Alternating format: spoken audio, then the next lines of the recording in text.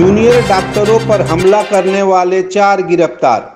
शुक्रवार की रात कमरहाटी सागर दत्त मेडिकल कॉलेज में मरीज की मौत से आक्रोशित लोगों ने ऑन ड्यूटी जूनियर डॉक्टर व स्वास्थ्य कर्मियों पर हमला किया।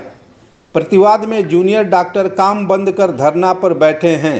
शनिवार बैरकपुर के पुलिस कमिश्नर आलोक रजौरिया अस्पताल की सुरक्षा व्यवस्था की समीक्षा करने पहुंचे।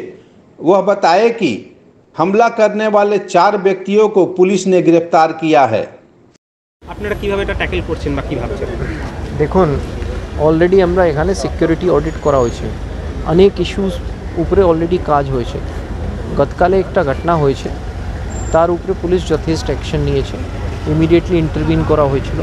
4 জনকে অলরেডি আমরা অ্যারেস্ট করেছি। তাছাড়া সিসিটিভি ফুটেজ কালেক্ট করা হয়েছে।